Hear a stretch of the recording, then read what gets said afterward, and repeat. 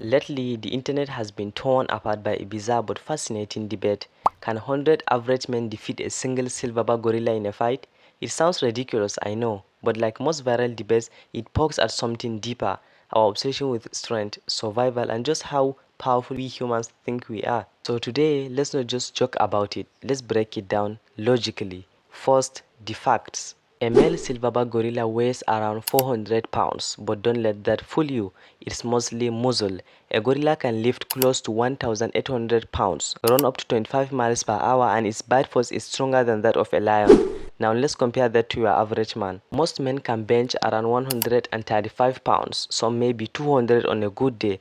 Our bite force, not even close. Speed, maybe 8 to 12 miles per hour if you are training really hard. So already we are facing a serious mismatch.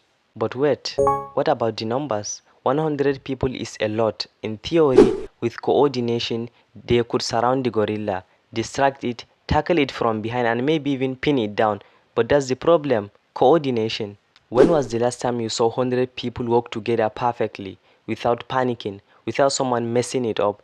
If you've ever been part of a group project, you already know how this ends. Panic, chaos, and probably a lot of people running away once the gorilla starts charging. Now let's talk tools. If you allowed weapons, sticks, nets, shields, that changes things. But in most versions of this debate is 100 unarmed men. No tools, no weapons, just bare fists. In that case, the gorilla's natural instincts, speed, power, ferocity give it a huge edge. Humans meanwhile have fear, hesitation, and a strong desire to not get hit by 400 pounds of muscle and rage. In a direct fight, the gorilla wouldn't just survive, it might win without breaking a sweat. But let's zoom out for a second. Why are we even having this debate? Why does it matter?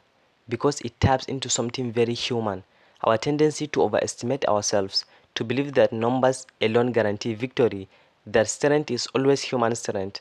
We often forget nature doesn't play by our rules, and the gorilla, it doesn't care about our logic or our teamwork, it just survives and dominates.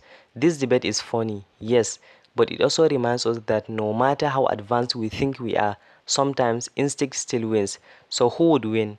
Honestly, probably the gorilla, unless those 100 people were soldiers with a flawless plan and nerves of steel. It's not looking good for Team Human.